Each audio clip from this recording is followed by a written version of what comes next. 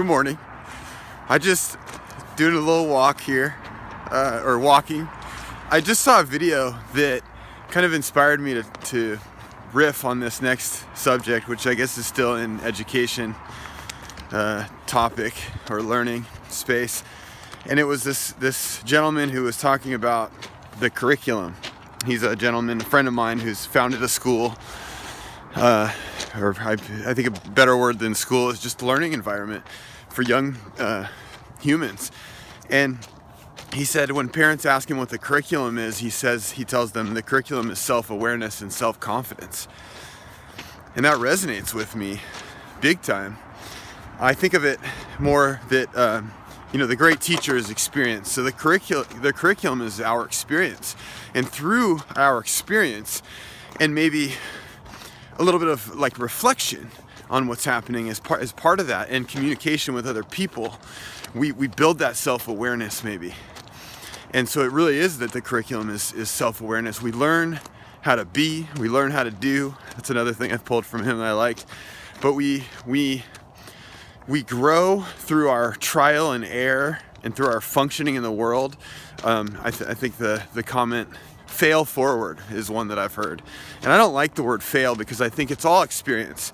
And there is no need to judge it, in my opinion, as in terms of like success or failure, right? I know all about the SMART goals and everything, but the idea, like when you're learning to walk, right? It's just all data, it's all feedback, it's all information, sensory information, and important.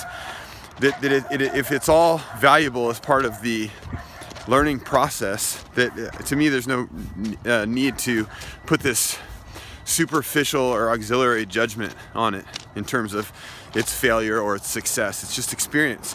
And so the experience is the great teacher, and you're learning through experiencing, through going out there and doing things, trying out the menu, tasting the menu, so to speak, and playing. And I don't mean just playing like be silly, because certainly there's part of it is just playing, that playful physiology, that playful spirit.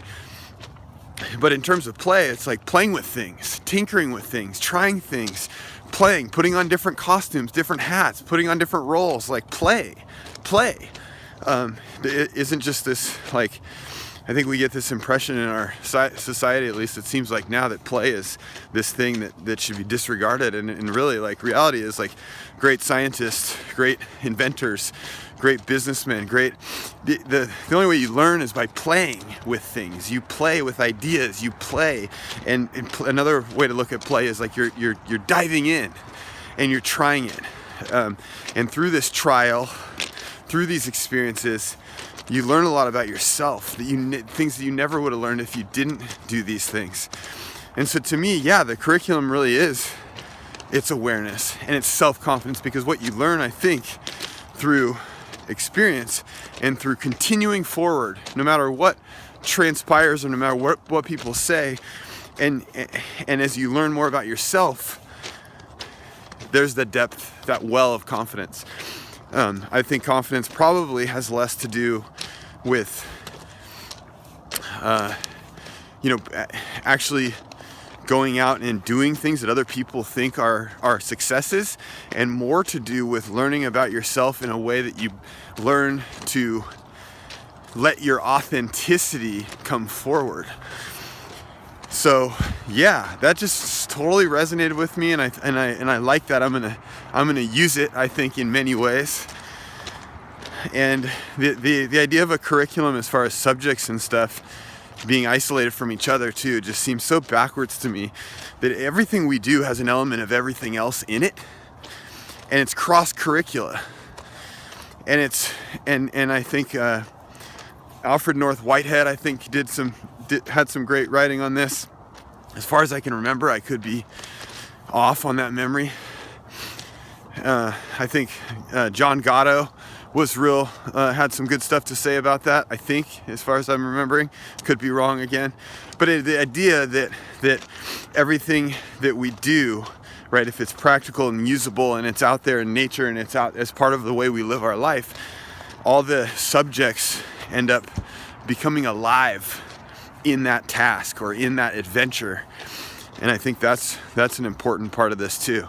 So in terms of the traditional or conventional curriculum, yeah, I really would think in favor of a curriculum that's person-centered, it's meaningful to the person, and it's relevant to their life, and it's based on experience, and it brings a chance to grow ever, and maybe it's totally elusive in the end, but that you can grow ever closer to following the flow of life that is us, and finding that authenticity as that authentic self changes, because each new experience, each new context brings with it a new set of things to perceive and attend to. And it's just this constant process, and that in learning to be flexible, learning a flexibility of being maybe, and in growing this toolbox of options for life, there can be then, with this growing, a confidence that grows also. Just some thoughts this morning as I walk along the rocks.